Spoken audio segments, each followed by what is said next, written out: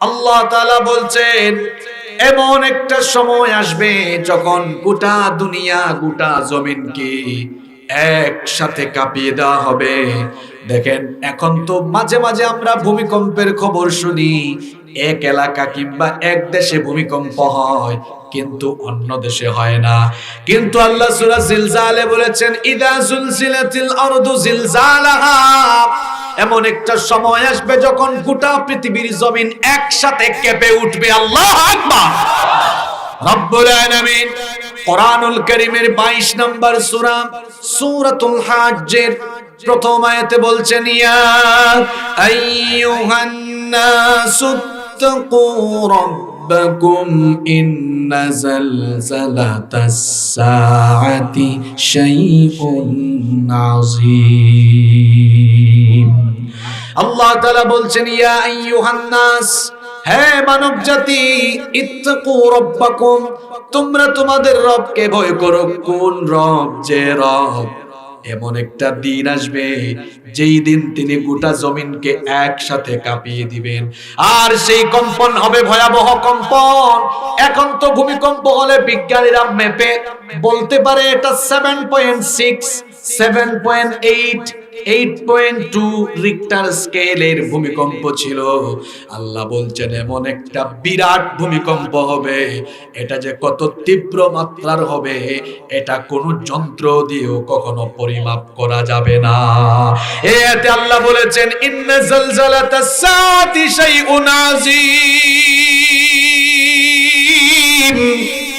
নিশ্চয়ই কিয়ামতের কম্পনটা হবে বিরাট কম্পন, ভয়াবহ, বিপজ্জনক, অত্যন্ত সাংঘাতিক কম্পন। কিয়ামতের দিন গোটা জমিন প্রকম্পিত হবে। তখন ইসরাফিল আলাইহিস সালাম সিংহায় ফুৎকার দিবেন। যখন আমিন একজন ফেরেশতা বানিয়েছেন, ওই ফেরেশতার নাম ইসরাফিল। ওই ফেরেশতাকে আল্লাহ মাত্র একটা দায়িত্ব সম্পাদনের জন্য বানিয়েছেন, তিনি শুধু সিংহায় ফু দিবেন।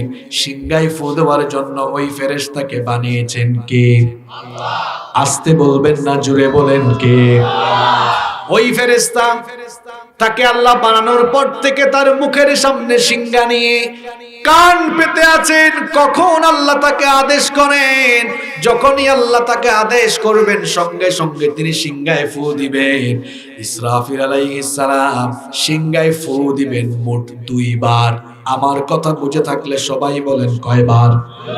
প্রথমবার তিনি যখন সিংহায় ফু দিবেন, প্রথমবার সিংহায় ফু দেওয়ার পরে তার একটা সিংহার ফুতে দুনিয়াতে তখন যারা থাকবে, তখন যারা দুনিয়ায় থাকবে কানের পর্দা ফেটে গিয়ে সঙ্গে সঙ্গে মানুষগুলো মরে যাবে। আল্লাহু আকবার।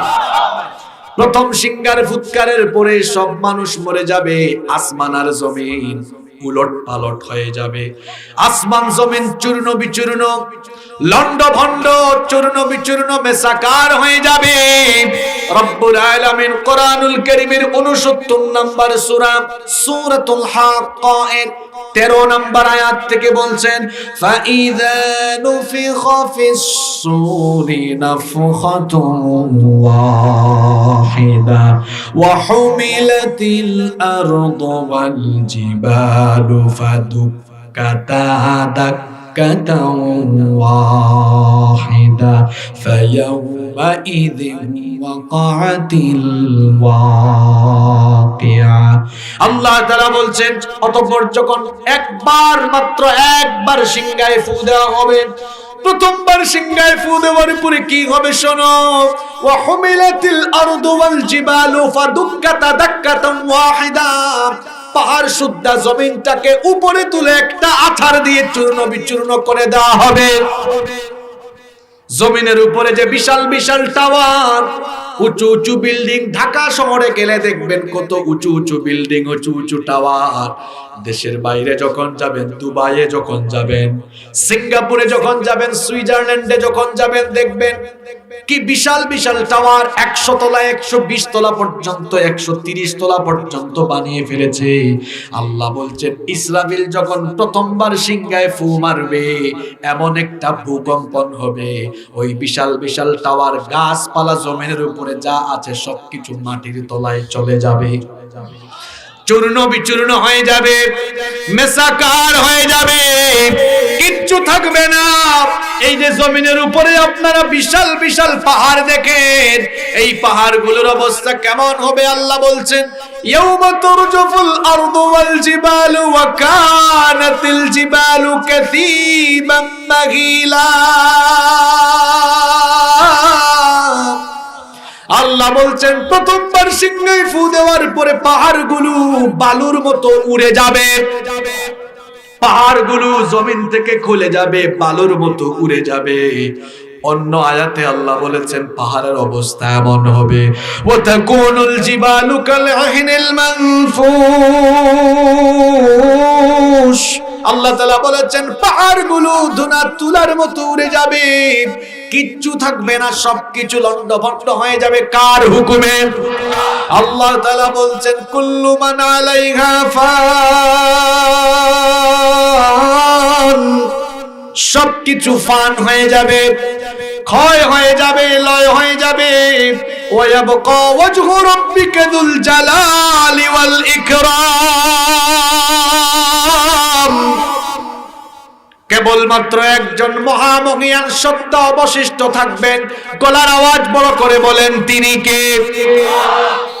প্রথম সিংহার ফুৎকারে যখন দুনিয়ার সব ধ্বংস হয়ে যাবে, আল্লাহ তখন বলবেন, ইয়া দুনিয়া, হে দুনিয়া, আইনা জিবালুক, তোর বুকের উপরে থাকা পাহাড়গুলো কোথায়? আইনা আনহারুকি, তোর বুকের উপরে প্রবাহমান থাকা নদ নদীগুলো কোথায়? আইনা আশজারুকি, তোর বুকের উপরে থাকা গাছপালাগুলো কোথায়? আল্লাহ বলবেন তোর বুকের উপরে দম্ভ ভরে অহংকারের সাথে চলাফেরা করা অহংকারী গুলো আজকে কোথায়? আল্লাহ বলবেন তোর জমিনের উপরে বিচরণ করা সেই জালেম গুলো কোথায়, যারা মানুষের উপরে জুলুম করত। আল্লাহ প্রশ্ন করবেন, কিন্তু জবাব দেওয়ার তখন কেউ থাকবে? আল্লাহ বলবেন লিমানিল মুলকুল ইয়াউম,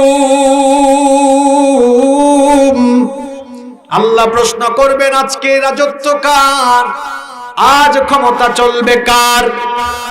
আপনারা তো জবাব দিয়েছেন, কিন্তু আপনারা তখন তো জবাব দেওয়ার জন্য অবশিষ্ট থাকবেন না, কেউ থাকবে না। আল্লাহ নিজে প্রশ্ন করে আল্লাহ নিজে এবার উত্তর দিবেন, লিল্লাহিল ওয়াহিদিল কাহ্হার, আজ ক্ষমতা চলবে কার? কিচ্ছু থাকবে না। আল্লাহ সূরা জিলজালের প্রথম আয়াতে বলছেন দুনিয়ার বিল্ডিং ওয়ালারা এখান থেকে শিক্ষা নেন, বাড়ি একটা বানায়া মার্কেট একটা করে বেশি বাহাদুরি দেখায়েন না। চোখের পলকে সকাল বেলার বিল্ডিং ওয়ালাকে বিকাল বেলায় রাস্তার ফকির বানায়া দিতে পারেন কে? ফেসবুকে দেখেন নাই, তুরস্কে এক ভাড়াটিয়া, ভাড়া বেশি, বাড়িওয়ালাকে ভাড়া দিতে পারে না, বাড়িওয়ালা বের করে দিয়েছে। ওই রাতে ভূমিকম্প হলো, সকালবেলা বাড়িওয়ালা আর ভাড়াটিয়া এক তাঁবুর নিচে। কি বুঝলেন আপনি? ভূমিকম্পের এই সূরা থেকে প্রথম আয়াত থেকে শিক্ষা নেন, বেশি বাহাদুরি দেখায়েন না মিয়া। আপনার বিল্ডিং শুদ্ধ রাতের বেলা ঘুমের মধ্যে মাটির তলায় ধসায় দিতে পারেন কে? এই আয়াতের প্রথম শিক্ষা হলো টাকার অহংকার করা যাবে না, বাড়ি গাড়ি ক্ষমতা কিচ্ছুর অহংকার করা যাবে না। রাতের বেলার বাড়িওয়ালাকে সকাল বেলায় তাঁবুর নিচে যিনি রাখতে পারেন তিনি কে? সকাল বেলার ক্ষমতাওয়ালাকে বিকাল বেলা ক্ষমতা হারা ভিখারি বানায়া দিতে পারেন কে? সে আল্লাহ বলছেন এই জমিন, যে জমিনের উপরে আছো এই জমিনকে আমি রাখবো না, আমি এই জমিনকে কিয়ামতের দিন প্রবল ভাবে কাঁপিয়ে দিব। প্রবল এক কম্পনের মাধ্যমে বিরাট একটা ঝাঁকুনি দিয়ে এই জমিনের সবকিছু কাঁপিয়ে জমিনের উপরে থাকা সবকিছু ধ্বংস করে দিবেন কে? এজন্য আল্লাহ বলেছেন ইযা যুলজিলাতিল আরদু জিলজালাহা ওয়া আখরাজাতিল আরদু আল্লাহ বলছেন যখন পৃথিবীকে প্রবল ভাবে ঝাঁকুনি দেওয়া হবে, এই পৃথিবীকে প্রবল ভাবে ঝাঁকুনি দেওয়ার পর সব যখন ধ্বংস হয়ে যাবে, এরপরে কি হবে? দ্বিতীয় আয়াতে আল্লাহ বলেছেন ওয়া আখরাজাতিল আরদু আথকালাহা, আল্লাহ বলেছেন এরপরে জমিনের ভেতরে থাকা সব কিছুকে জমিন বের করে দিবে। কার হুকুমে? জমিনের ভেতরে থাকা সবকিছু জমি বমি করে বের করে দিবে। কোরআনুল কারীমের 84 নম্বর সূরা সূরাতুল ইনশিকাকের 3 এবং 4 নম্বর আয়াতে আল্লাহ তাআলা বলছেন, ওয়া ইযাল আরদু মুদ্দাত ওয়া আলকাত মা ফিহা ওয়া তাখাল্লাত। আর জমিনকে যখন সম্প্রসারিত করে দেওয়া হবে এবং জমিনের ভেতরে থাকা সবকিছু বের হয়ে যাবে, জমিন তার ভেতর থেকে কি বের করে দিবে? মুফাসসিরগণের ব্যাখ্যায় মোট 3টা অর্থ দিয়েছেন। জোরে বলেন কয়টা? আরো জোরে। 1 নম্বরে তারা বলেছেন এই জমিনের নিচে যারা ঘুমিয়ে আছে কবরে, ইসরাফিল আলাইহিস সালাম যখন দ্বিতীয়বার সিংহায় ফু দিবেন, দ্বিতীয়বার সিংহায় ফু দেওয়ার পরে জমিনের নিচে কবরে ঘুমিয়ে থাকা মানুষগুলো কবর থেকে উঠে হাসরের মাঠের দিকে যাবে। রব্বুল আলামিন কোরআনুল কারীমের 39 নম্বর সূরা সূরাতুজ জুমারের 68 নম্বর আয়াতের শেষাংশে বলেছেন, সুম্মা নুফিখা ফীহি উখরা ফাইযা হুম কিয়ামুন ইয়ানযুরুন। অতঃপর যখন দ্বিতীয়বার সিংহায় ফু দেওয়া হবে তখন মানুষগুলো কবর থেকে উঠবে। আল্লাহ অন্য আয়াতে বলেছেন, আফালা ইয়ালামু ইযা বু'থিরা মা ফিল কুবুর। মানুষ কি ওই সময়টার কথা জানে না যখন মানুষকে কবর থেকে উঠানো হবে? আল্লাহ বলছেন যখন জমিনকে প্রবল ভাবে কাঁপিয়ে দেওয়া হবে, এরপরে ওয়া আখরাজাতিল আরদু আথকালাহা, জমিন তার ভেতরে থাকা সবকিছু বের করে দিবে। 1 নাম্বার ব্যাখ্যা আমরা জানলাম, জমিনের নিচে শুয়ে থাকা কবরে থাকা মানুষগুলো তখন কবর থেকে উঠবে কার হুকুমে? 2 নাম্বার ব্যাখ্যা মুফাসসিরগণ দিয়েছেন, আমরা যে জমিনের উপরে কথা বলি, কাজ করি, সব কিছু জমিনের মধ্যে রেকর্ড হয়ে যায়। আপনারা বলবেন হুজুর কেমনে এটা রেকর্ড হয়ে যায়? দেখেন আজকে অ্যাম্বুলেন্স সিএনজি, আপনি অ্যাম্বুলেন্সের মালিক, সিএনজির মালিক, কিন্তু আপনার অ্যাম্বুলেন্স কোন রোডে চলে, কত স্পিডে চলে, ঘরে থেকে সিসিটিভি লাগায়া সব জানার সুযোগ আছে না নাই? এগুলো বানানোর জন্য মাথার মধ্যে জ্ঞান দিয়েছেন কে? তাহলে ওই আল্লাহ তাআলা কি জমিনের মধ্যে রেকর্ডার ঝুলাইয়া রাখতে পারেন না? আল্লাহ বলছেন যা করো সব জমিন তার গর্ভে রেকর্ড করে রাখছে, রেকর্ডের স্তূপ হয়ে আছে। ইসরাফিলের সিংহের ফুৎকারের পরে ওই রেকর্ডিং এর স্তূপ জমিন বমি করে জমিনের উপরে ছেড়ে দিবে। আল্লাহু আকবার। 3 নম্বর ব্যাখ্যা মুফাসসিরগণ দিয়েছেন, ওয়া আখরাজাতিল আরদু আথকালাহা, আর জমিন তার ভেতরে থাকা সব বের করে দিবে। কি বের করে দিবে? মুফাসসিরগণ 3 নাম্বার ব্যাখ্যা দিয়েছেন, এই জমিনের নিচে খনিজ সম্পদ আছে না নাই? স্বর্ণ আছে, পাথর আছে, আরো বহু খনিজ সম্পদ আছে। এই খনিজ সম্পদের জন্য দুনিয়ার মানুষ সম্পদের জন্য ভাই ভাইকে মেরে ফেলে, মারামারি করে, মামলায় জড়িয়ে যায়, বিবাদে জড়িয়ে যায়। কিয়ামতের দিন ইসরাফিলের দ্বিতীয়বার সিংহার ফুৎকার পরে মানুষের সামনে দেখবে মানুষ সোনার পাহাড়, স্বর্ণের পাহাড়, রৌপ্যের পাহাড়, হীরা জহরত মনে মুক্তা, খনিজ সম্পদের পাহাড়। কিন্তু কিয়ামতের দিন এই খনিজ সম্পদ, ধন সম্পদ চোখের সামনে দেখেও কোনো মানুষ গিয়ে সম্পদ কালেকশন করবে না। এই যে আপনাদের বাঙ্গরা এলাকায় আগামীকাল সকালবেলা যদি এই জমিনের মধ্যে কয়েক বস্তা স্বর্ণ দেখা যায়, দেখা যাবে স্বর্ণগুলোকে লুটপাটের জন্য মানুষ মারামারি আরম্ভ করবে, কাটাকাটি আরম্ভ করবে, ঠিক কিনা? কিন্তু ইসরাফিলের দ্বিতীয় সিংহার ফুৎকারের পরে মানুষ কবর থেকে উঠে চোখের সামনে এত সম্পদ দেখবে, কেউ সম্পদের ধারে কাছেও যাবে না। কারণ কি? কারণ হলো ইয়াউমা লা ইয়ানফাউ মালু ওয়ালা বানুন, সেদিন ধন সম্পদ সন্তানাদি কোনো কাজে লাগবে। আল্লাহ বলছেন ওয়া আখরাজাতিল আরদু আথকালাহা। খুব খেয়াল করে শুনেন, আজকে প্রতিটা আয়াতে শিক্ষা আছে। আপনারা ভাববেন হুজুর আজকে এই সূরাটা নিলেন কেন? এই সূরা থেকে আজকে এমন কথা হবে বাস্তবতার সামনে, চোখের সামনের সকল পরিবেশ একটু পরে দেখবেন মিলে যাবে। আমলের কথা আছে, হেদায়েতের কথা আছে, জুলুমের কথা আছে, সবকিছুর কথা এই সূরার ভেতরে দিয়েছেন কে?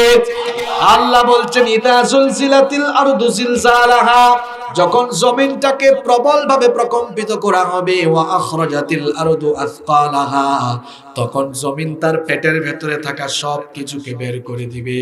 এরপরে আল্লাহ বলেছেন এই ভয়াবহ দৃশ্য মানুষ দেখে বলবে ওয়াকালাল ইনসানু মা লাহা, মানুষ তখন বলবে হঠাৎ করে এর কি হলো? কবর থেকে উঠে দেখবে মানুষ, কোনো বিল্ডিং নাই, গাছপালা নাই, পাহাড় নাই, পর্বত নাই, সব একেবারে সমান হয়ে আছে। ভয়ঙ্কর অবস্থা দেখে মানুষ বলবে ভয়ঙ্কর অবস্থা কেন? এখন তো শরীরে কাপড় চোপড়, কবর থেকে মানুষ কেমনে উঠবে জানেন নাকি? নবীজি বলেছেন ইহশারুন নাসু ইয়াউমাল কিয়ামাতি হুফাতাম মুশাতান গারলা, কবর থেকে মানুষ উঠে যখন হাসরের মাঠে যাবে, উলঙ্গ অবস্থায়, খাতনাবিহীন অবস্থায়, খালি পায়ে নগ্ন পদে উঠবে। আম্মা জান আয়েশা রাদিয়াল্লাহু আনহা এই কথা শুনে নবীজিকে বললেন, ওগো আল্লাহর নবী, যদি গায়ে কাপড় চোপড় না থাকে আমার কি লজ্জা লাগবে না? কেমনে আমি উঠবো? নবীজি বললেন, আয়েশা গো শোনো, কিয়ামতের দিন এত কঠিন, 9 কোটি 30 লক্ষ মাইল দূরের সূর্য মাথার একেবারে কাছে চলে আসবে, জমিন তামা হয়ে যাবে, মাথার চান্দি ফেটে গুনাহগারদের মগজগুলো বের হয়ে যাবে, মানুষগুলো এত হয়রান হবে, পিপাসার যন্ত্রণায় কাতর হয়ে গিয়ে জিহবা বের হয়ে কুকুরের মতো নাভিস্থল পর্যন্ত ঝুলে থাকবে। আল্লাহু আকবার। কঠিন সেই দিনে মানুষ কি আর উপরের দিকে তাকাবে? নিচের দিকে তাকায়া যে নফসি নফসি আরম্ভ করবে, উপরের দিকে তাকানোর সাহস মানুষ করবে না। মানুষ কবর থেকে উঠে দেখবে কিচ্ছু নাই, মানুষ বলবে হায় হায় হায়, কি হলো হঠাৎ করে, আজকে কি হলো? আল্লাহ সূরা ইয়াসিনের মধ্যে আরো সুন্দর করে বলেছেন, কবর থেকে উঠে মানুষ বলবে ক্বালু ইয়া ওয়াইলানা মান বা'আথানা মিন মারকাদিনা, মানুষ কবর থেকে উঠে বলবে ইয়া ওয়াইলানা, দুর্ভোগ, আফসোস, মান বা'আথানা মিন মারকাদিনা, কে আমাদেরকে কবরের ঘুম থেকে ভাঙালো, কে কবর থেকে উঠায় দিল? আওয়াজ আসবে হাদা মা ওয়া'আদার রহমান, এটা হলো রহমানের ওয়াদা। রহমান কে? আরো জোরে রহমান কে? আর রহমান আল্লামাল কোরআন খালাকাল ইনসান আল্লামাহুল বায়ান। রহমান হলেন তিনি, কোরআন শিখিয়েছেন যিনি। রহমান হলেন তিনি, ইনসান বানিয়েছেন যিনি। রহমান হলেন তিনি, কথা বলা শিখিয়েছেন যিনি। মানুষ কবর থেকে উঠে বলবে আজকে কি হলো? সব কেন ধ্বংস হয়ে গেল? আওয়াজ আসবে হাদা মা ওয়া'আদার রহমান, এটা রহমানের ওয়াদা করা দিন, কিয়ামত হবে, একদিন কিয়ামতের ঘটনা ঘটবে, এই ওয়াদা করেছেন কে? মানুষ যখন বলবে ওয়াকালাল ইনসানু মা লাহা, কি হলো এই দুনিয়ার? আওয়াজ আসবে হাদা মা ওয়া'আদার রহমান ওয়া সাদাকাল মুরসালুন, এটা রহমানের ওয়াদা। রহমান তার ওয়াদা মানুষকে জানিয়েছিলেন রাসূল যারা, নবী দ্বারা, পয়গম্বর দ্বারা।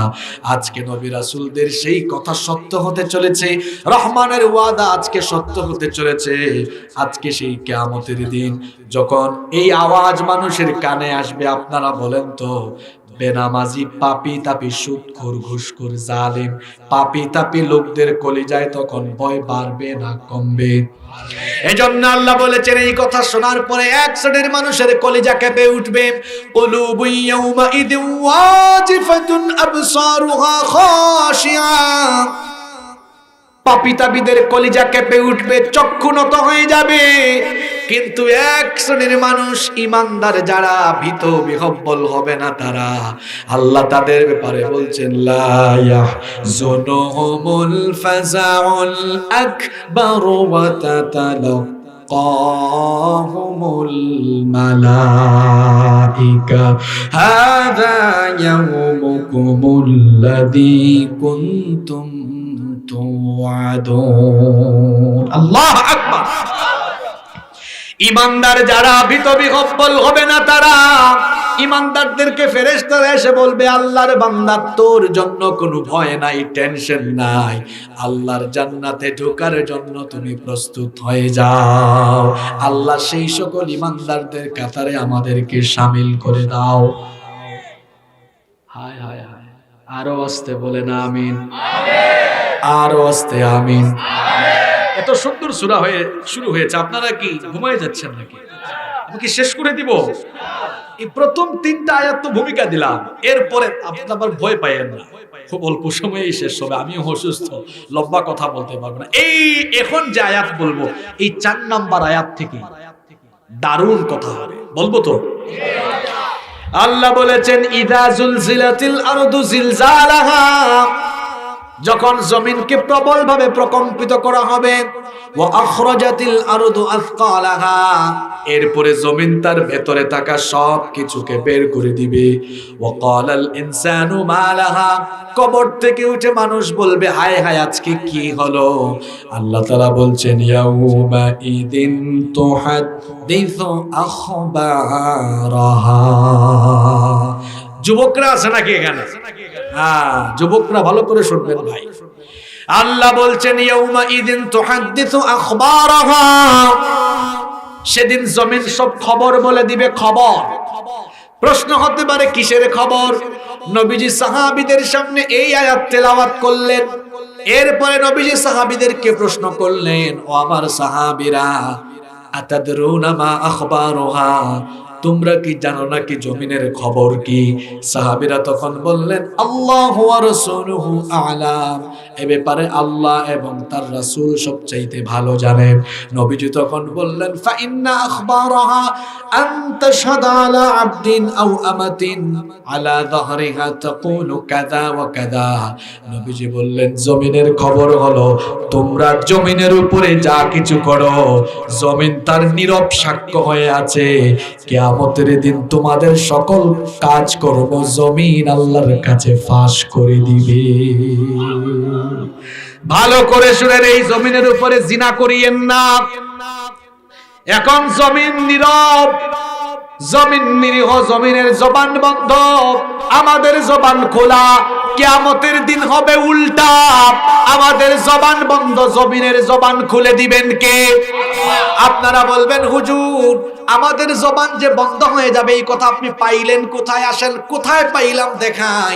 আল্লাহ বলেছেন, আল ইয়াউমা নাখতিমু আলা আফওয়াহিহিম ওয়া তুকাল্লিমুনা أيديهم وتشهد أرجلهم بما كانوا يعملون। এই আয়াতগুলো বুঝলে কোনো মানুষ এই জমিনের উপর আর গুনাহ করার কথা না। আল্লাহ বলছেন, এর চেয়ে বড় ওয়াজ আর কি হতে পারে? আমাকে বলেন। আল্লাহ বলছেন, শোনো, কিয়ামতের দিন তোমার জবান আমি বন্ধ করে দেব, এরপরে আমি তোমার হাতের জবান খুলে দিব। এই হাত কথা বলবে, তুমি কি করেছো? এই হাত দিয়ে কত দাড়িওয়ালা লোককে পিটিয়েছো? এই হাত দিয়ে কত আলেমদের হাতে হাত করার পায়ে ডান্ডা মেরে লাগিয়েছো? হাত আল্লাহর কাছে বলে দিবে। এই হাত দিয়ে কলম ধরে, এই কলম দিয়ে সাংবাদিকতার নামে সাংঘাতিকতা করে ইসলামের বিরুদ্ধে কত রিপোর্ট করেছে, তোমার হাতের আঙ্গুলের মাথা আল্লাহর কাছে সব ফাঁস করে দিবে। দুনিয়ার বিচার আর আল্লাহর বিচারের সিস্টেম একরকম না, আলাদা। দুনিয়ার বিচারের সাথে আল্লাহর বিচারের কোনো মিল নাই। দুনিয়ার বিচারের নমুনা হলো, মামলা হবে, চার্জশিট হবে, তদন্ত হবে, তারপরে আদালতে মামলা গেলে এজলাসের মধ্যে হেয়ারিং হবে। উকিল পক্ষ তারা মামলার হেয়ারিং শুনানি করবে, সাক্ষ্য গ্রহণ করাবে, এরপরে বিচারক সাহেব শুনে রায় দিবেন। মাঝে মাঝে এমন হতে পারে উপরের প্রেসারে রায় যাওয়ার কথা ছিল একদিকে, চলে যেতে পারে আর একদিকে। কিন্তু আল্লাহর বিচারে এইরকম কোন সিস্টেম নাই। আল্লাহর বিচারে কোনো জুলুম নাই। আমরা মাঝে মাঝে বিচারের নামে অবিচার করে মানুষের উপরে জুলুম করি। আমরা মাঝে মাঝে বিচারের নামে অবিচার করে নিরপরাধীকে অপরাধী বানাই, আর অপরাধীগুলোকে নিরপরাধী বানাই। কিন্তু আল্লাহ এমন নন। আল্লাহ হচ্ছেন আলাইসাল্লাহু বিআহকামিল হাকিমিন। তিনি শ্রেষ্ঠ বিচারক। তিনি কারো উপরে বেইনসাফি করেন না, জুলুম করেন না। এই দুনিয়াতে জন্ম থেকে নিয়ে মৃত্যু পর্যন্ত আমি আর আপনি যা করেছি সব আল্লাহ জানেন কি জানেন না? জানার পরেও আল্লাহ একতরফা বিচার করবেন না। একেবারে সাক্ষ্য প্রমাণের ভিত্তিতে আল্লাহ প্রমাণ করাইয়া দিবেন বান্দা অপরাধী। আল্লাহর বিচারের সিস্টেম দেখেন, কোনো উকিল নাই, কোনো হেয়ারিং নাই, কিছুই নাই। জবানটা বন্ধ করে দেওয়া হবে।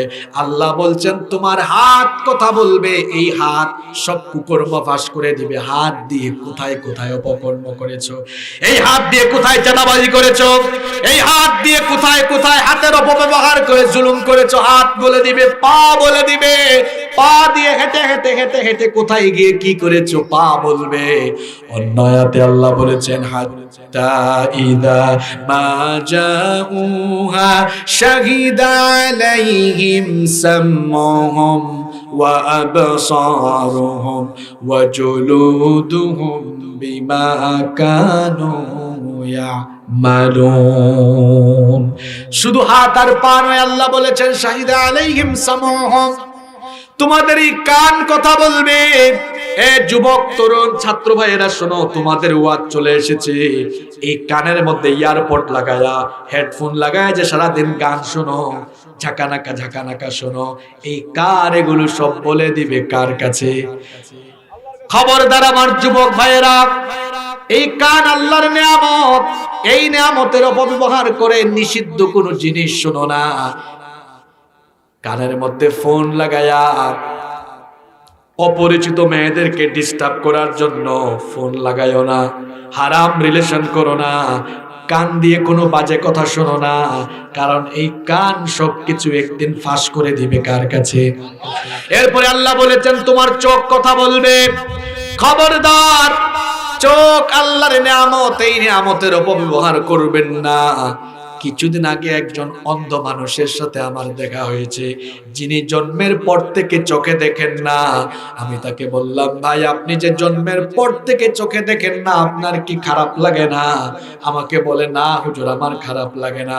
বললাম, এত মানুষকে আল্লাহ চোখের আলো দিলেন, আল্লাহ আপনাকে চোখের আলো দিলেন না, আল্লাহর উপরে কি আপনার কোনো অভিযোগ নাই? বলল, না আমার কোনো অভিযোগ নাই। আমি বললাম, খারাপও লাগে না, আল্লাহর উপর অভিযোগ দিতেও ইচ্ছে হয় না, কারণটা কি? সে তখন উত্তর দিয়েছে কি দেখেন, উত্তর দিল, আপনি হুজুর, হুজুর হলে কি হবে? আপনার তো চোখ আছে, চোখ দিয়ে গুনাহ করার সুযোগ আছে। আমি তো অন্ধ মানুষ, চোখের আলো নাই, আমার জন্য চোখ দিয়ে গুনাহ করার কোনো সুযোগ নাই। কথা তো ঠিকই আছে। এই রাস্তা দিয়ে যদি বেগানা কিছু নারী যায়, আমাদের যাদের চোখ আছে পরনারীর দিকে আমরা তাকিয়ে চোখের জেনা করার সুযোগ আছে, কিন্তু অন্ধ মানুষ সে তো চোখ দিয়ে দেখার কোনো সুযোগ নাই, গুনাহ করারও সুযোগ।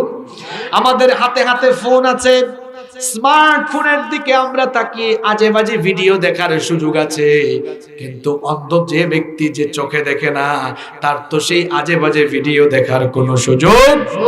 এজন্য আমার যুবক তরুণ ছাত্র ভাইদেরকে বলবো, খবরদার খবরদার ভাইয়েরা, চোখের খেয়ানত করো না। চোখের খেয়ানত মানুষের চোখে ধরা না পড়লেও একজন দেখেন, তিনি কে? কালো চশমা লাগাইয়া কালো চশমার ফাঁক দিয়ে মেয়েদের দিকে তাকাও। কালো চশমার ভেতরে কোন দিকে তাকাও পাবলিক জানে না, জানেন কে? এই কথাটা আল্লাহ কোরআনে বলেছেন, ইয়ালামু খাইনাতাল আয়ুন। চোখের খেয়ানত কেউ জানে না, কিন্তু আমি জানি। ও আল্লাহর বান্দারা, চোখের খেয়ানতের খবর আমি জানি। যুবক তরুণ ভাইদেরকে বলবো, এই চক্ষুটাকে নষ্ট করে দিও না। চোখ দিয়ে কত গুনাহ আমরা করি দেখেন, চোখ দিয়ে আজে বাজে জিনিসের দিকে তাকাই। চোখ দিয়ে যে নারী আমার জন্য হালাল নয়, ওই নারীর দিকে তাকায় তাকায় গুনাহ করি। খবরদার আমার যুবক ভাইয়েরা, যুবক বয়সে নিজেদের চরিত্রটাকে নষ্ট করে দিও না, মেয়েদের পিছনে ঘুরঘুর করো না। যে সকল ছেলেরা বিবাহের আগে মেয়েদের পিছে পিছে ঘুরে, এরা বিয়ের পরেও সারা জীবন বউয়ের অন্না ধরে ধরে পিছে পিছে ঘুরে।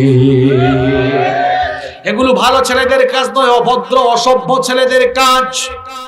আল্লাহ ঈমানদারদেরকে বলেছেন, কুল্লিল মুমিনিনা ইয়াগুদ্দু মিন আবসারিহিম, ও নবী মুমিন পুরুষদেরকে বলেন চক্ষুকে যেন পরনারীর দিকে না দিয়ে নিচের দিকে দিয়ে দেয়। কার ভয়ে? চোখ কথা বলবে। এরপরে আল্লাহ বলেছেন এমনকি চামড়া পর্যন্ত কথা বলবে। জমিন আল্লাহর কাছে সাক্ষ্য দিবে। এই জন্য এই জমিনের উপরে বিচরণ করে আমরা কোন গুনাহ করব? খবরদার। আল্লাহ বলেছেন ইয়াউমা ইদিন তুহাদ্দিসু আখবারাহা, জমিন তার খবর বলে দিবে। এই জমিনের উপরে আপনি বদমাইশি করেন, আপনি সুদ খান, আপনি ঘুষ খান, আপনি এই জমিনের উপরে অন্যায় করেন, অপকর্ম করেন, জমিনের জবান বন্ধ, আপনার জবান খোলা। কিয়ামতের দিন হবে উল্টা, জমিনের জবান খুলে দিবেন আর মুখের এই জবানটা বন্ধ করে দিবেন কে? জমিন ঠাস ঠাস করে সব বলে দিবে। কি করেছেন আপনি? সব ফাঁস করে দিবে। আমরা কি কিয়ামতের মাঠে এরকম লজ্জিত হয়ে জাহান্নামে যেতে চাই? তাহলে জমিনের উপরে বেঈমান হব না ঈমানদার হয়ে চলব? আরো আসতে বলেন। আল্লাহ বলেছেন ইদা জুলজিলাতিল আরদু জিলজালাহা, যখন জমিনকে প্রবল ভাবে কাঁপিয়ে দেওয়া হবে, ওয়া আখরাজাতিল আরদু আথকালাহা, আর জমিন তার ভেতরে থাকা সবকিছু বের করে দিবে। এই অবস্থা দেখে মানুষ বলবে ওয়া ক্বালাল ইনসানু মালাহা, মানুষ বলবে জমিনের কি হলো? ইয়াউমা ইদিন তুহাদ্দিসু আখবারাহা, সেদিন জমিন সব খবর বলে দিবে। আপনি বলতে পারেন কেন জমিন সব খবর বলে দিবে? কারণ হচ্ছে আল্লাহ পরের আয়াতে বলেছেন বি আন্না রাব্বাকা আওহা লাহা, কারণ জমিনকে কথা বলার জন্য যিনি হুকুম দিবেন তিনি কে? আস্তে বলবেন না, জোরে বলেন তিনি কে? এরপরে আয়াতে আল্লাহ বলেছেন, কষ্ট হচ্ছে আপনাদের? শেষ পার 3টা আয়াত আছে, এই 3 আয়াতে আপনাদের জন্য এবার সবক আছে। সবার মনোযোগ আছে তো? কয়েকজনের ঘুম আসতেছে দেখতেছি, বেশি বেশি তিলাওয়াত হচ্ছে তো সাকিনা নাজিল হচ্ছে মনে হয়। হ্যাঁ, আসুন আমরা একটু 3টা তাকবীর দিয়ে ঘুম ভেঙে যাবে। লিল্লাহি তাকবীর, আর একটু জোরে দেন লিল্লাহি তাকবীর, লিল্লাহি তাকবীর। মনোযোগ আছে তো? পরের 3 আয়াতে সবক আছে। এরপরে আল্লাহ বলেছেন ইয়াউমা ইদি ইয়াসদুরুন নাসু আশতাতাল লিয়ুরাউ আমালাহুম, সেদিন দলে দলে মানুষকে কবর থেকে উঠানো হবে, দলে দলে মানুষকে সমবেত করা হবে, যাতে করে লিয়ুরাউ আমালাহুম, তাদেরকে তাদের আমল দেখানো যায়। এই দুনিয়াতে আপনার জন্ম হওয়া থেকে নিয়ে মৃত্যু পর্যন্ত আপনি যা করেছেন সবকিছু হাসরের মাঠে আপনার আমলগুলো আপনাকে দেখাবেন কি? আরো জোরে বলেন দেখাবেন কি? আপনি বলবেন হুজুর আল্লাহ আবার দেখাবেন কেমনে? কেমনে দেখাবেন শুনেন। এই যে ক্যামেরা বানাইছে কে? ক্যামেরা আল্লাহ বানাইছে, কে বলছে? ক্যামেরা বানিয়েছে কে? কিন্তু মানুষ বানালেও ক্যামেরা বানানোর জন্য মানুষের মাথার মধ্যে জ্ঞান দিয়েছেন কি? আল্লাহর দেওয়া জ্ঞান ব্যবহার করে মানুষ যদি ক্যামেরা বানিয়ে এই ক্যামেরা দিয়ে অডিও ভিডিও করে রেখে দিতে পারে, তো মানুষ যে আল্লাহর কাছ থেকে জ্ঞান পেয়ে এই জিনিস বানাইলো, ওই আল্লাহ বুঝি আমার আর আপনার সারা জীবনের সকল আকাম কুকাম অডিও ভিডিও করে রাখতে পারেন না? বিশ্বাস হয়? বিশ্বাস হলে যুবকরা তোমরা রাতের বেলা ফোন হাতে নিয়ে আজে বাজে জিনিস দেখো কেমনে? তোমার মনে কি এই ভয়টা নাই? দিলে কি এই চিন্তা আসে না যে আমার সব কুকর্ম আল্লাহর সিসিটিভিতে রেকর্ড হয়ে যাচ্ছে? এই চিন্তা থাকলে কেউ গুনাহ করতো? পাপের ধারে কাছে যাইতো? আল্লাহ বলেছেন সব আমি দেখাবো। সব কিছু মানুষ তার চোখের সামনে দেখবে। মানুষের হাতে হাতে আল্লাহ আমলনামা দিয়ে দিবেন। আমাদের প্রত্যেকের হাতে কিয়ামতের দিন আমলনামা দিবেন কে? দল হবে মাত্র 2টা, ফারিকুন ফিল জান্নাতি ওয়া ফারিকুন ফিস সাঈর। একটা জান্নাতি দল আরেকটা জাহান্নামী দল, জান্নাতি যারা সামন থেকে ডান হাতে আমলনামা গ্রহণ করবে তারা, জাহান্নামী যারা পেছন থেকে বাম হাতে আমলনামা গ্রহণ করবে তারা। আমলনামা দেখার পরে জান্নাতি আর জাহান্নামীরা কারা কি বলবে? রব্বুল আলামিন কোরআনুল কারীমের 69 নম্বর সূরা সূরাতুল হাক্কা এর 19 নম্বর আয়াত থেকে এবার বলছেন, من أوتي كتابه بيمينه فيقول هاؤم اقرءوا كتابيه إني ظننت أني ملاق حسابيه فهو في عيشة راضية في جنة عالية। আল্লাহ তাআলা বলছেন জান্নাতি যারা সামন থেকে ডান হাতে আমলনামা পাবে তারা, আমলনামা হাতে পাওয়ার পরে তারা কি বলবে শুনেন। এই তো মাত্র কয়েকদিন আগে এইচএসসি পরীক্ষার রেজাল্ট দেওয়া হয়েছে। এখন বলেন তো, যে ছেলেটা A+ পেয়েছে তার মার্কশিটটা সে মানুষকে আনন্দের সাথে দেখাতে চাইবে কি চাইবে না? জান্নাতীরা আমলনামা হাতে পেয়ে দেখবে, হায় হায় আমার 5 ওয়াক্তের নামাজ লেখা, তাহাজ্জুদের নামাজ লেখা, সব ভালো ভালো জিনিস লেখা। সে তখন আমলনামা হাতে পেয়ে বলবে, দেখো দেখো দেখো দেখো আমার আমলনামা পড়ে দেখো, আমার আমলের দিকে সবাই তাকাও। ইন্নী যানানতু আন্নী মুলাকিন হিসাবিয়া, আমি মনে করতাম আমি একদিন হিসাব পাবো, এজন্য আমি যখন যুবক ছিলাম অবৈধ রিলেশন করি নাই, নামাজ ছাড়ি নাই, নামাজ পড়েছি, নামাজ আছে, আমি কখনো হারামের দিকে যাই নাই, হালাল পথে চলেছি। আমার জীবনের সব ভালো ভালো কাজ এখানে আছে, দেখো দেখো দেখো পড়ে দেখো। আল্লাহ বলবেন, ও বান্দা তোর জন্য চিন্তা নাই, যা যা আমার জান্নাতের দিকে তুই চলে যা। আল্লাহ সেই সকল ডানপন্থী জান্নাতীদের কাতারে আমাদের সবাইকে শামিল করে দাও। আর জাহান্নামী যারা, তাদের অবস্থা কি হবে? আল্লাহ বলছেন, ওয়া আম্মা মান উতিয়া কিতাবাহু বিশিমালিহি ফায়াকুলু ইয়া লাইতানি লাম উতা কিতাবিয়া ওয়া লাম আদরি মা হিসাবিয়া ইয়া লাইতাহা কানাতিল কাদিয়া মা আগনা আন্নি মালিয়া হালাকা আন্নি সুলতানিয়া। আল্লাহ বলছেন জাহান্নামী যারা পেছন থেকে বাম হাতে আমলনামা পাবে তারা আমলনামা হাতে নিয়ে দেখবে সব আকাম কুকাম, নামাজ পড়ে নাই, সুদ খাইছে, ঘুষ খাইছে, আলেমদের হাতে হাত করা লাগাইছে, আলেমদের সঙ্গে বেয়াদবি করেছে, মানুষের হক মেনে খেয়েছে, মানুষের সম্পদ নষ্ট করেছে, মা বাবার সঙ্গে বেয়াদবি করেছে, সব পাপগুলো লেখা আছে না নাই? এগুলো দেখার পরে তার ভয় বাড়বে না কমবে? হাতে পায়ে বলবে, ইয়া লাইতানি, আফসোস, খুব আফসোস, লাম উতা কিতাবিয়া, কেন আমাকে এটা দেওয়া হলো, না দিলে ভালো হতো, ওয়ালাম আদ্রি মা হিসাবিয়া, কেন আজ হিসাবের খাতা দেওয়া হলো, হিসাব না দিলেই তো বেঁচে যেতাম। মা আগনা আন্নি মালিয়া, কত ধন সম্পদ ছিল, কোথায় আমার ধন সম্পদ? ধন সম্পদ তো আমার ধারে কাছেও নাই, কাজে লাগতেছে না। হালাকা আন্নি সুলতানিয়া, কোথায় আমার ক্ষমতা? এত ক্ষমতা দুনিয়ায় ছিল, কোনো ক্ষমতা দেখি আমার কাজে লাগে না। হাসরের মাঠে কেবল একজনের ক্ষমতা চলবে, তিনি কি? আল্লাহ বলছেন মানুষ তার আমলনামা দেখবে, দেখার পরে এবার আল্লাহর বিচার শুরু হবে। বিচার করে আল্লাহ প্রতিদান কেমনে দিবেন শেষের দুইটা আয়াতে আল্লাহ বলেছেন, ফামাইয়ামাল মিসকালা যাররাতিন খায়রান ইয়ারা ওয়া মান ইয়ামাল মিসকালা যাররাতিন শাররান ইয়ারা। অতএব যারা অনুপরিমাণ ভালো কাজ করবে সেও তা দেখবে, অর্থাৎ সেও তার পুরস্কার পাবে।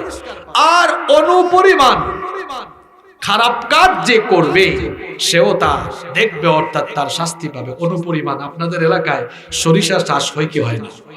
সরিষার দানা ছোট না বড়? সরিষার চেয়েও আরো ছোট। এরকম অনুপরিমাণ ভালো কাজের প্রতিদানও মানুষ পাবে, অনুপরিমাণ খারাপ কাজের প্রতিদানও মানুষ পাবে। দেখেন দেখেন, বলা হয় শেষ ভালো যার সব ভালো। এই দুইটা আয়াত বুঝলে বাবা জানরা ভাই জানরা, দেখবেন আজকের ওয়াজ কাজে লাগবে। কেন আল্লাহ অনুপরিমাণ ভালো কাজ আর অনুপরিমাণ খারাপ কাজের প্রতিদানের ব্যাপারে কথা বলে আমাদেরকে সতর্ক করলেন? কারণ হলো আমরা যেন ভালো কাজ অল্প হলে ওইটাকে যেন অবহেলা না করি। আবার গুনার কাজ সেটা যদি একদম হালকা হয় ওইটাও যেন আমরা বর্জন করি। কেন? কারণ ছোট একটা গুনাহ, এটা আপনি করবেন, এরকম আরেকটা করবেন, এরকম আরেকটা করবেন, এরকম অনুপরিমাণ ছোট ছোট অনেকগুলো গুনাহ করতে করতে দেখা যাবে গুনাহের বিশাল পাহাড় হয়ে গেছে।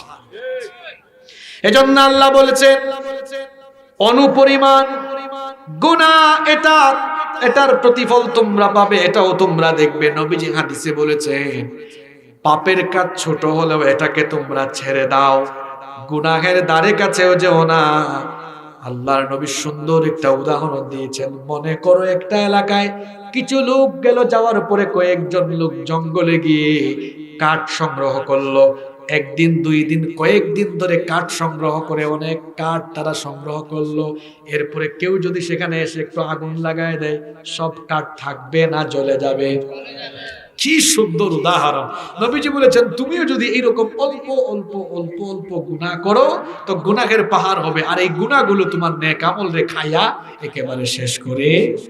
যুবক তরুণ ছাত্র ভাইদেরকে বলবো, হালকা গুনাহ অল্প গুনাহ যেখানে তুমি যাবা না। বাজনার সাউন্ড শুনেছো? গান বাজনা যেখানে,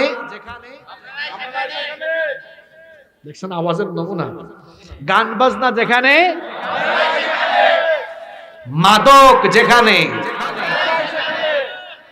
অন্যায় যেখানে, ছোট হোক, একটু মোবাইল ওয়াজ দেখতেছে, নিচে চলে আসছে একটা গান, একটা নাচ, একটু 1 মিনিট দেখি, 1 মিনিট, না না না, ওই আজকে 1 মিনিট, কালকে 1 মিনিট, পরের দিন 1 মিনিট, 1 মিনিট 1 মিনিট হইতে হইতে দেখা যাবে হয়ে গেছে 10,000 মিনিটের গুনাহ। ঠিক কি না? এই জন্য গুনার কাজে 1 সেকেন্ড, 1 ন্যানো সেকেন্ডের গুনাহ করা যাবে, ভালো কাজ অল্প হোক ত্যাগ করা যাবে। নবীজি বলেছেন পিপাসার্ত মানুষকে পানি পান করাও এটাও ভালো কাজ, এই কাজকেও হালকা মনে করো না। কোন ভালো কাজকে হালকা মনে করা যাবে না। একটা ঘটনা আমার মনে পড়ে গেছে, ঘটনাটা কি বলবো? দেখেন দুইটা ঘটনা, একটা না দুইটা বলি। একজন নামাজি মহিলার ঘটনা। নামাজি রোজাদার সবকিছু ঠিকঠাক আছে, কিন্তু ওই মহিলা তার বাড়ির একটা বিড়ালকে বেঁধে রাখতো, খাবার দিত না। বিশুদ্ধ সনদে এই হাদিসটা বর্ণিত হয়েছে। এই মহিলা নামাজি ছিল, এই মহিলা রোজাদারও ছিল, ভালো কাজ করত, কিন্তু আল্লাহর একটা সৃষ্ট জীব, আল্লাহর একটা সৃষ্টিজীব প্রাণী, এই একটা বিড়াল এটাকে বেঁধে রাখতো, খাবার দিত না, একটা প্রাণীকে কষ্ট দিয়েছে। এটা আমার কাছে আপনার কাছে মনে হতে পারে হালকা কাজ, কিন্তু এটার কারণে আল্লাহ তার উপরে এমন নারাজ হলেন, ওই মহিলার নামাজ রোজার সমস্ত আমলগুলোকে আল্লাহ বাতিল করে দিয়ে একটা প্রাণীকে কষ্ট দেওয়ার কারণে আল্লাহ তাকে জাহান্নামী বানিয়ে দিলেন। তাহলে বোঝা গেল ছোট গুনার কাজও মাঝে মাঝে আপনাকে জাহান্নামে নিয়ে যেতে পারে। আরেকটা ঘটনা বলবো। একজন জিনাকারিনী জিনা করেছে, জাহান্নামে যাওয়ার মতো গুনাহ। ওই মহিলা একদিন এক রাস্তার ধার দিয়ে হেঁটে যাচ্ছে, একটা পিপাসার্ত কুকুর পিপাসার যন্ত্রণায় কাতর। মহিলা দেখে অত্যন্ত দয়া লাগলো। চামড়ার মোজা সেকালে ছিল, এখন তো কাপড়ের মোজা, তাই না?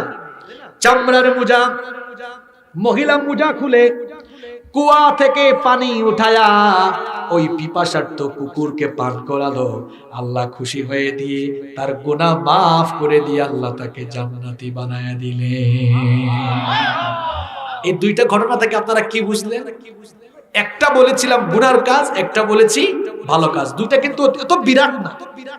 নামাজ রোজার মতো বিরাট কোনো ভালো আমল না, কিন্তু এই ছোট্ট ছোট্ট ভালো কাজও আল্লাহ তাআলা আপনার উপর খুশি হয়ে গিয়ে এই আমলের কারণে জান্নাত দিতে পারেন কিনা? আল্লাহ পারেন কিনা? শুনেন, কিয়ামতের দিন শুধু আমল দিয়ে জান্নাতে যাওয়া যাবে। কি আমল করছেন আপনি? আপনি আমল দিয়ে চলে যাবেন, আমলের সাথে আল্লাহর দয়াও।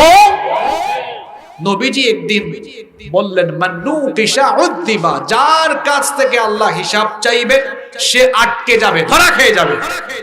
আমাদের মা আম্মা জান আয়েশা রাদিয়াল্লাহু আনহা বললেন, ওগো আল্লাহর নবী, আল্লাহ তো কোরআনে বলেছেন জান্নাতি যারা সহজ হিসাবের সম্মুখীন হবে তারা। কোরআনে আছে না, ওয়া আম্মা মান উতিয়া কিতাবাহু বিয়ামিনিহি ফাসাউফা ইউহাসাবু হিসাবাই ইয়াসিরা। আল্লাহ বলেছেন ডানপন্থী লোক যারা, যারা ডান হাতে আমলনামা পাবে তাদের কাছ থেকে আল্লাহ সহজ করে হিসাব নেবেন। না আপনি বলতেছেন হিসাব চাইলে ধরা খেয়ে যাবে, বুঝলাম না।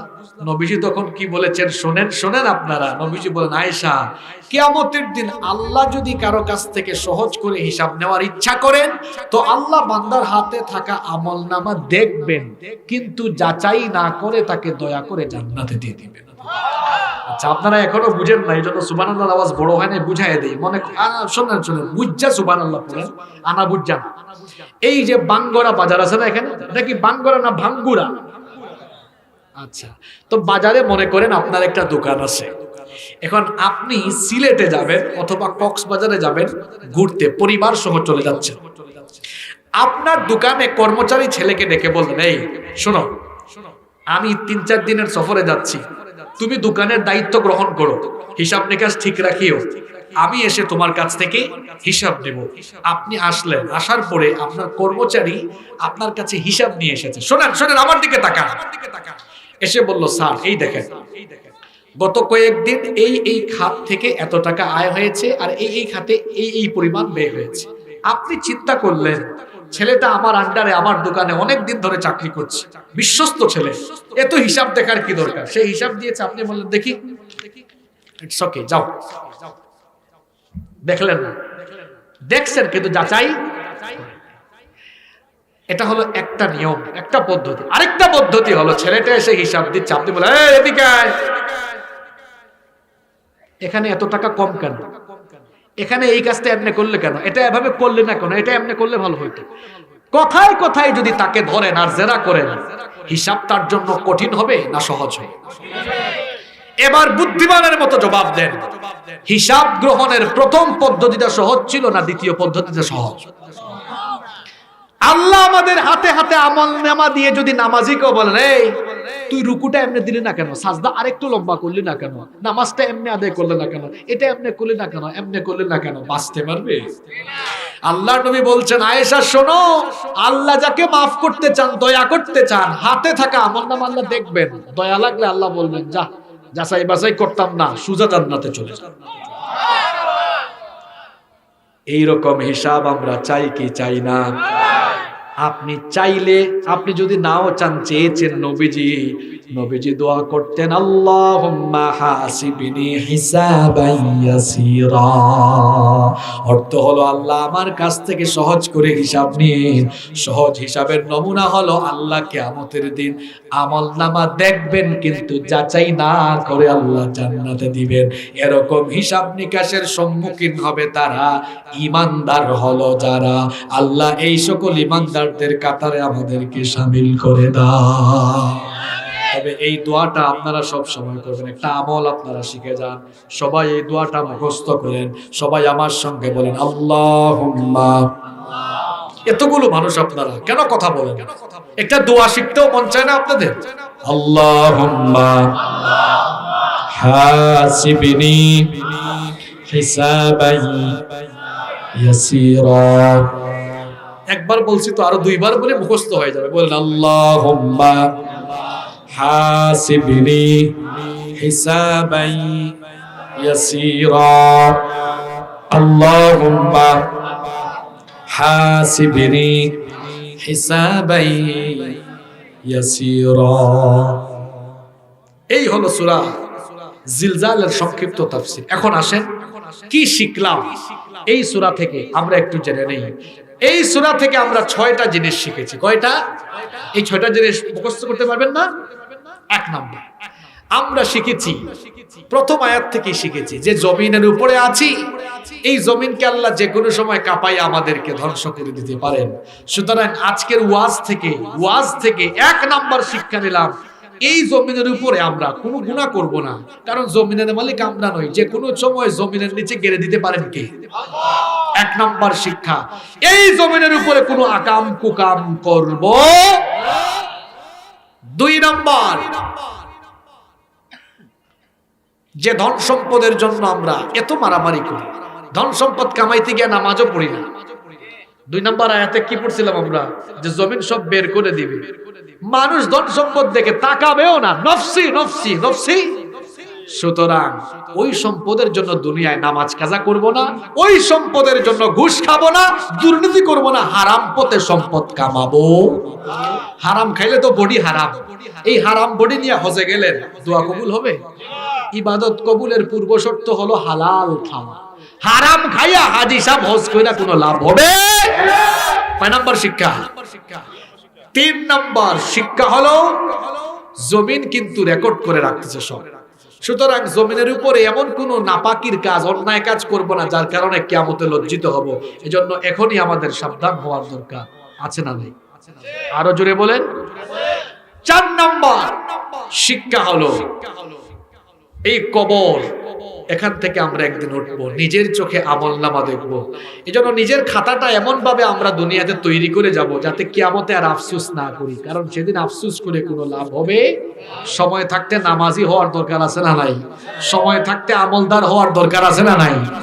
5 নম্বর শিক্ষা হলো গুনার কাজ একেবারে তুচ্ছ হোক, এটাও ডিরেক্ট বাদ করব না, ধারে কাছেও যাব। 6 নম্বর শিক্ষা হলো ভালো কাজ অল্প হোক ছাড়বো। বলেন তো, এই যে 6টা শিক্ষা আজকের আলোচনা থেকে আমরা শুনলাম, এই 6টা কাজ যদি আমরা ডেইলি ঠিক রাখতে পারি, আমরা জান্নাতে যাওয়ার সুযোগ আছে না নাই?